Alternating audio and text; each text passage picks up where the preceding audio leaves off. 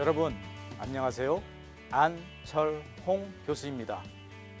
건축 기계설립배관은 한 줄의 실선으로 도시하고 배관, 밸브, 펌프 등의 기호를 도시합니다. 또한 온수, 냉수를 공급할 때 관이 수축, 신장을 반복하게 되며 배관이 신축할 경우 신축관 표시 기호를 도시해 주어야 합니다. 그러므로 오늘은 재료의 기호에 대해 먼저 살펴본 후 건축물에 시공되는 배관의 용도에 따른 배관 제도에 대해 살펴보겠습니다. 오늘 학습을 통해 여러분은 기계 재료의 표시를 정확히 할 수 있고 배관 도시 기호를 적재적소에 사용할 수 있게 될 것입니다. 이번 시간에는 한국산업인력공단 기기제도 교재의 185페이지 재료 기호의 구성, 317페이지 배관 제도, 326페이지 관의 치수 기입에 대해 학습하도록 하겠습니다.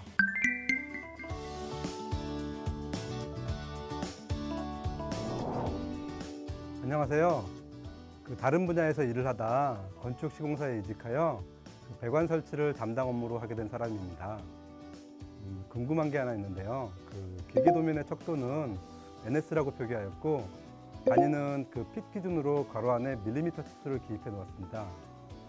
이 말이 도면에 표시된 파이프의 선들이 약속된 축적에 의한 표시가 아니라 길이 도면에 표시된 수치만으로 파악하면 된다는 뜻인지 궁금합니다.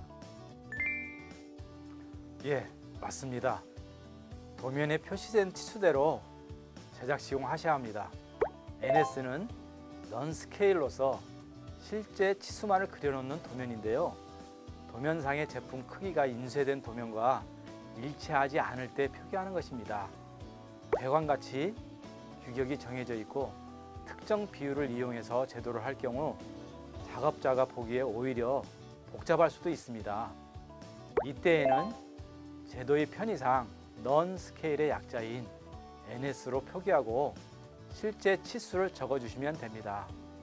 잘 알고 계시겠지만 1피트는 12인치이며 1인치는 25.3mm입니다.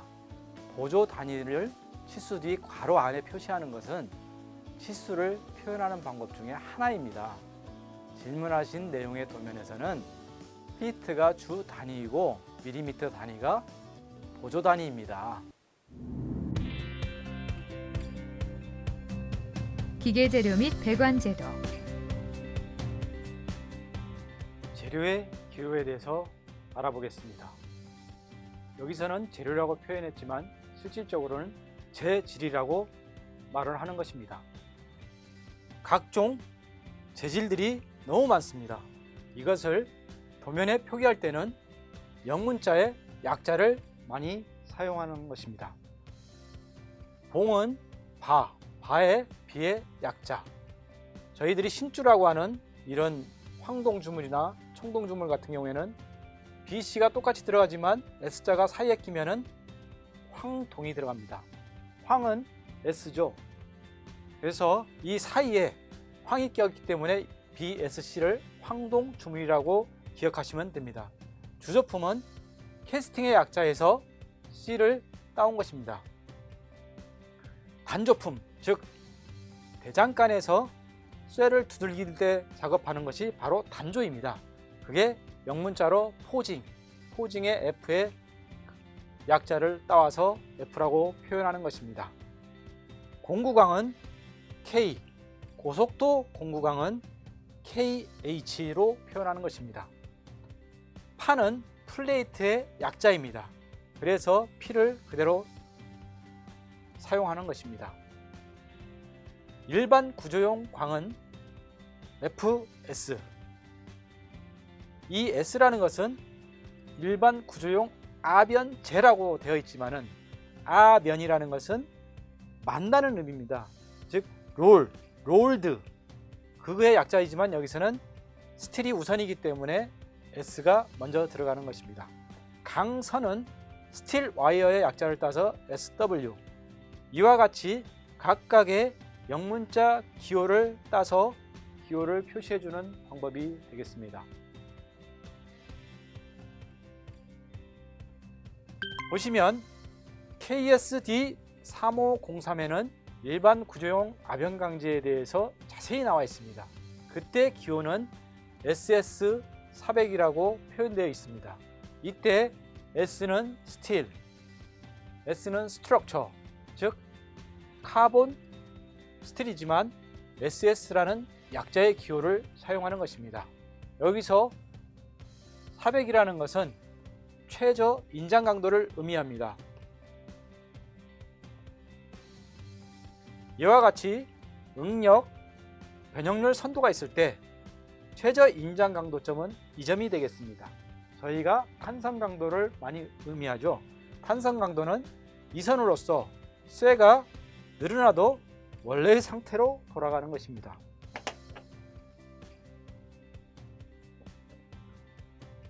SM45C 이에 대해서는 KSD3752의 기계 구조용 탄소 강제로 표기되어 있는 기호입니다.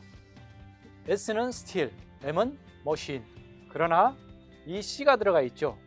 이 C는 탄소, 카본 스틸이지만 똑같이 스틸을 우선으로 하기 때문에 S자를 써주는 것입니다. 45C라는 것은 탄소의 함량이 0.45%를 의미하는 것입니다. KSD3710에는 탄소광 단감품에 대해서 나온 것입니다. 스틸, 포징의 약자이고 숫자는 항상 최저 인장 강도를 의미하는 것입니다. KSD3556에는 피아노선 PW1에 대해서 표기가 되어 있습니다. 피아노 와이어의 약자이고 1이라는 것은 1종을 의미하는 것입니다. SNCM625 똑같이 최저 인장 강도를 의미하고 스틸, 니켈, 크롬, 몰리브덴의 약자를 말하는 것으로서 KSD3867에 아주 자세하게 나와 있습니다. 여러분들이 도면을 그리다 보면 부품란에 반드시 중량을 표기를 하는 경우가 있습니다.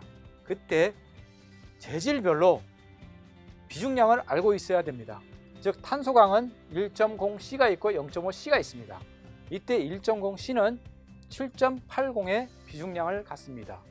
이 비중량은 그 설계하는 제품의 최적을 곱해주면 바로 무게가 됩니다. 이와 같이 사각 기둥이 있고 원 기둥이 있을 때 사각 기둥과 원 기둥의 최적을 구하면 사각 기둥은 높이, 가로, 두께 그렇게 하면 최적이 나옵니다.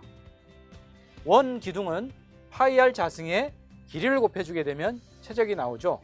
그래서 설계했던 것은 원기둥과 사각기둥 두 개를 합쳤을 때 최적이 나옵니다. 여기에 탄소광 1.0C의 중량인 7.80을 곱해주게 되면 바로 5.003kg이 나오는 것입니다.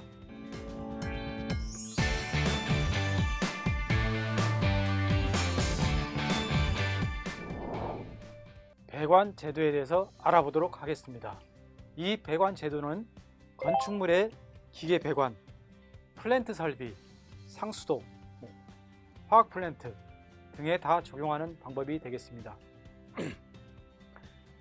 배관 도면을 그리실 때는 EB, S115, A10, H20 이와 같은 것을 기록하게 됩니다. 즉 EB는 관의 호칭 지름을 의미하는 것입니다.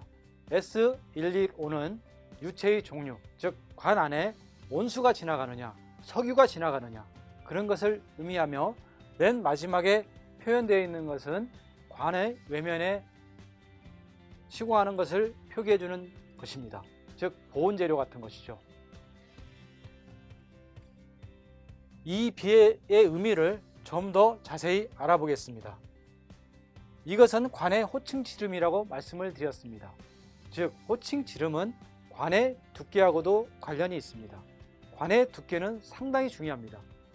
관을 관통하고 있는 수압이 셀 경우에는 관 두께가 두꺼워야 됩니다. 이것을 못 견딜 때는 파열이 일어나서 누수가 되는 것입니다. 그리고 이 뒤에 붙는 영문자가 A일 경우에는 호칭 지름의 단위가 밀리미터임을 의미하는 것입니다. B는 단위가 인치를 의미하는 것입니다. 1인치라는 것은 25.4mm입니다. 주로 B라는 것은 플랜트 배관을 설계할 때 많이 사용을 합니다. 60A라는 것은 호칭 지름이 60mm라는 것을 의미하는 것입니다.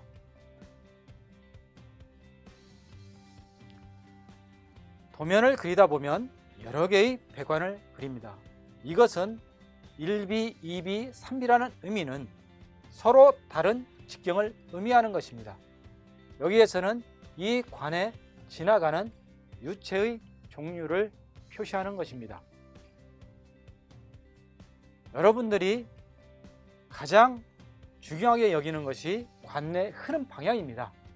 이 흐름 방향을 기재하지 않을 경우에는 밸브라든지 펌프라든지 이런 것들의 설치 방향을 잡을 수가 없습니다. 그래서 여러분들이 배관을 그리고 나면 이와 같이 유체의 흐름 방향을 표시해 주셔야 됩니다. 또 이와 같이 배관상에 일반 밸브를 표시하는 기호를 해줬으면 그 밑에 유체의 흐름 방향을 표시해 주셔야만 합니다. 이 밸브라는 것도 유입축과 유출축이 정해져 있기 때문입니다. 관을 접속할 때에는 이 관에 접촉을 하지 않고 건너뛰는 경우가 있습니다. 그때에는 메인관을 건드리지 않고, 즉 공간을 남겨주고 그리셔야 됩니다. 전선이 이렇게 지나갈 경우, 전기 같은 경우는 이렇게 표현을 해주죠. 접속을 할 때에는 크로스, 교차, T분기 이런 식으로 표시를 해주시면 됩니다. 관을 결합하는 방법은 여러 가지가 있습니다. 공장에서 생산할 때 한 본이라고 합니다. 그것은 6m 단위로 잘라지죠. 현장에서 시공할 때는 그러한 것들을 서로 연결을 해야 됩니다.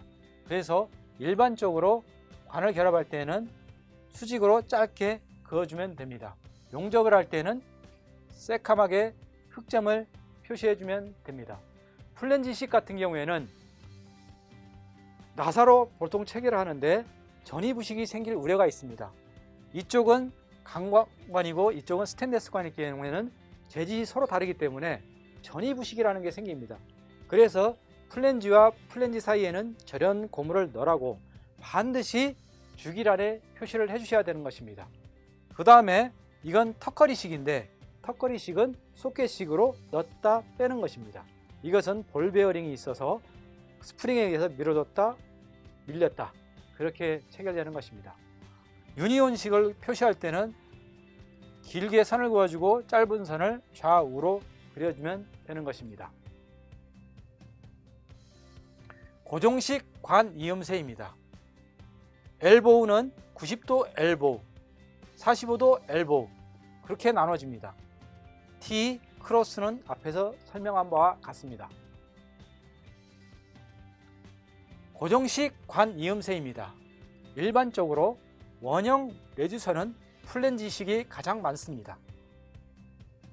원형 레주서라는 것은 이쪽에 직경이 크고 우측에는 직경이 작은 게 있어서 100mm 관에서 갑자기 50mm 관으로 줄일 때에는 이 원형 레주서를 중간에 넣어 주셔야 됩니다.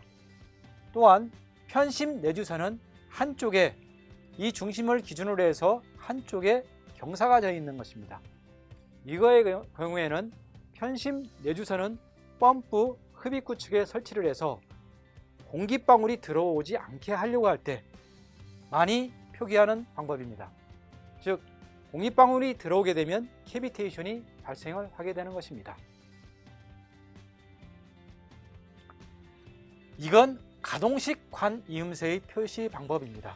즉 팽창 이음새는 이와 같이 사각형의 관을 표시하는데 종류가 두 가지가 있습니다. 용접식이 있고 플랜지식이 있습니다. 또다시 단식과 복식이 있습니다. 단식은 신축량이 적고 복식은 신축량이 클 때 적용하는 방법입니다. 이건 플렉시블 이음새의 기호입니다. 즉 관에 물을 흐를 때 펌프의 힘에 의해서 가게 됩니다.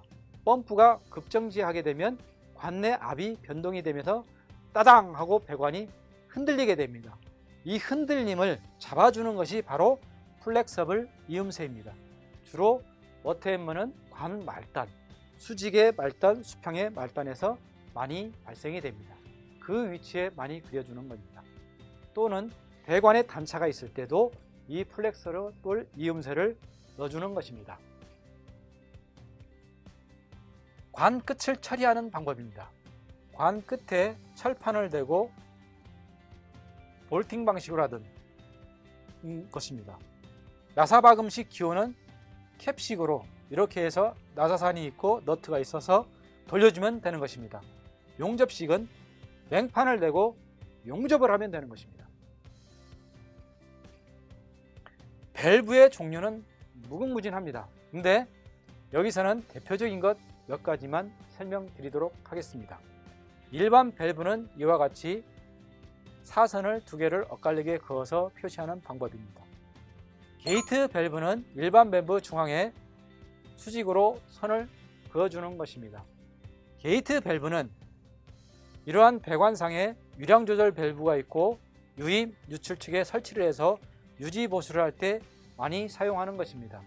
게이트 밸브는 나사축이 있으면 나사가 돌아갈 때 배관에 있는 디스크가 오르락 내리락 하는 그러한 것이기 때문에 유체 저항이 적다는 장점이 있습니다.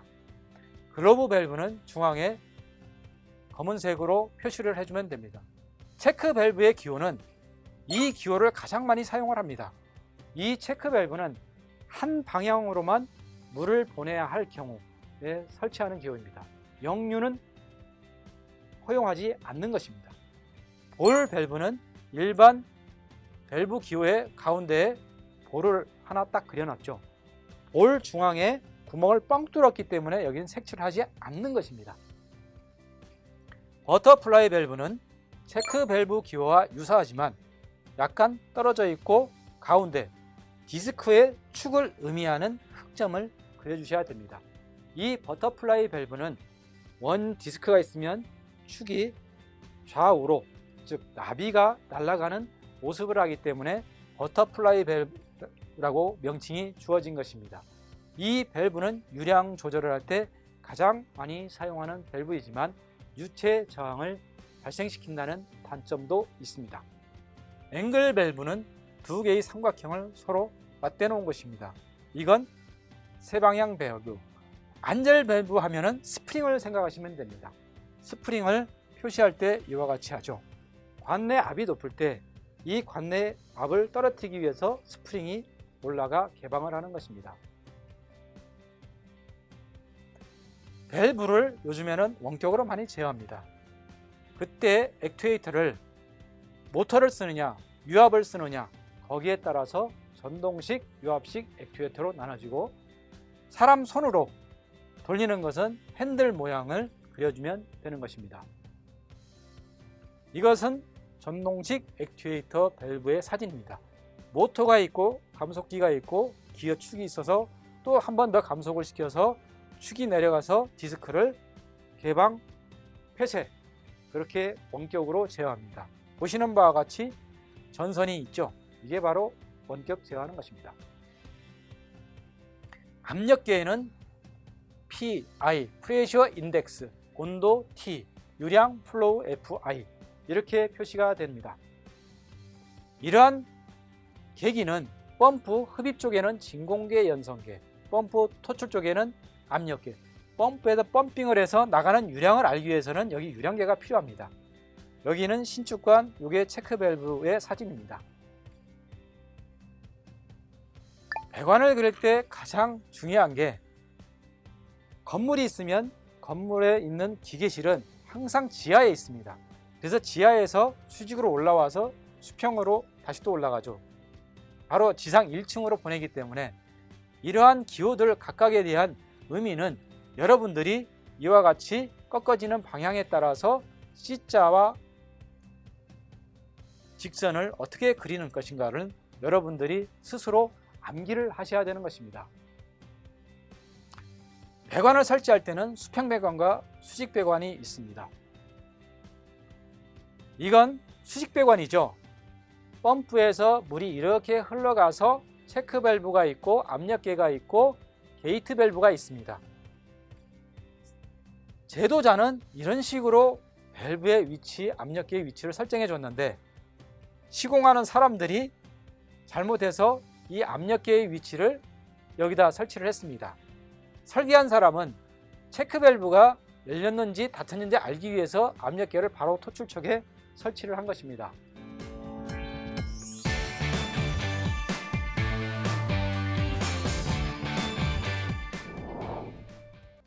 이번에는 관 치수를 표시하는 방법에 대해서 알아보겠습니다.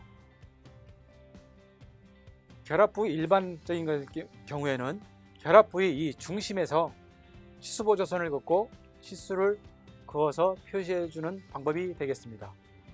용접식의 경우에는 용접부 중앙, 플랜지식은 양 플랜지 면 좌우에서 치수를 기입해 주시면 되겠습니다.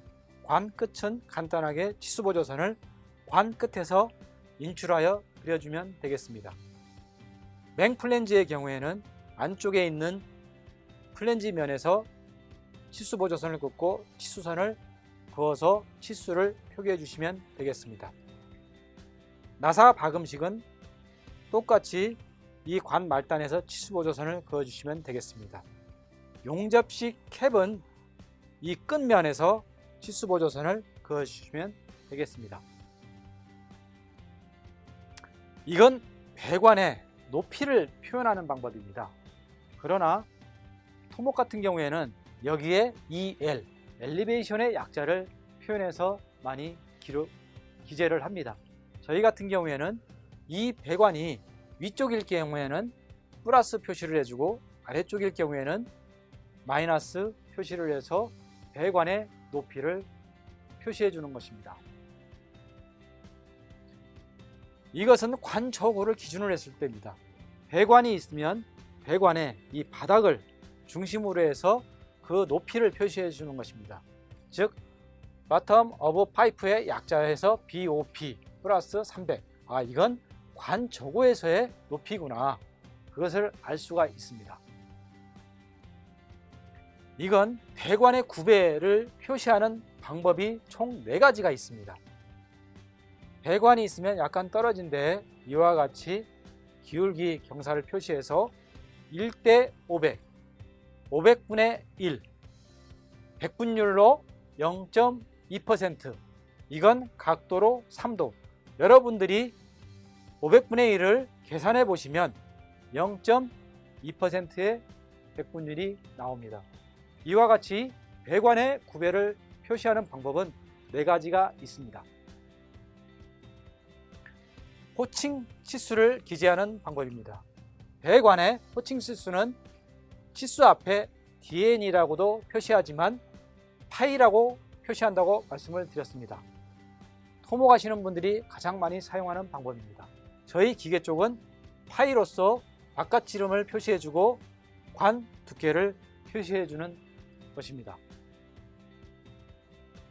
이것은 배관에 보온재를 씌웠을 때 서로 여기서 여기까지의 길이를 표시해 주는데 외부와 외선, 지금 내측과 내측, 내측, 외측 이런 식으로 길이를 표시해 주는 것입니다.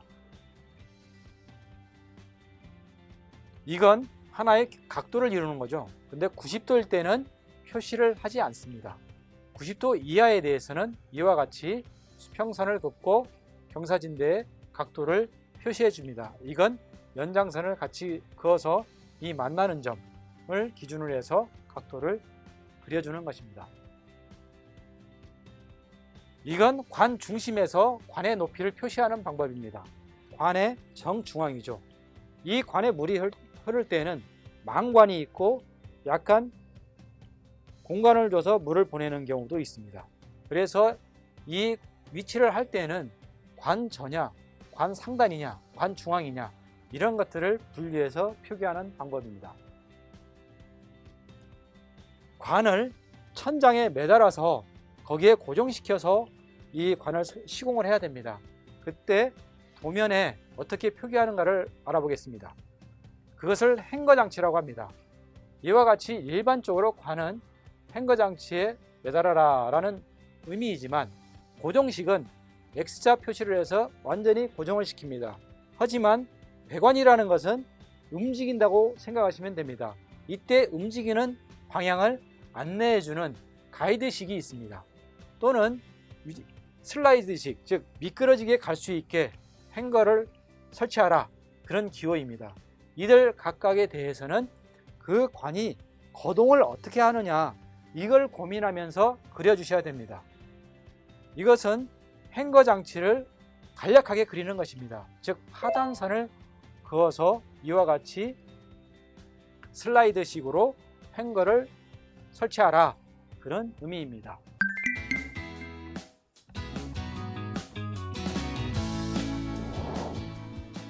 지금까지 학습한 내용을 평가 문제를 통해 다시 한번 살펴보도록 하겠습니다. 문제는 배관의 결합 방식의 표시 방법 중 결합 방식의 종류와 기호 연결이 잘못된 것은 어느 것인가 입니다. 1번의 경우 유니온식이 아니라 일반 표시 방법입니다. 그러므로 정답은 1번이 되겠습니다.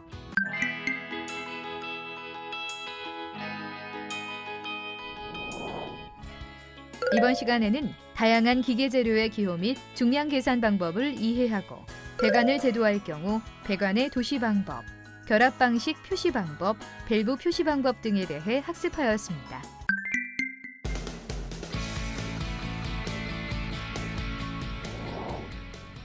이상으로 스마트러닝 기계제도 방송을 마치겠습니다.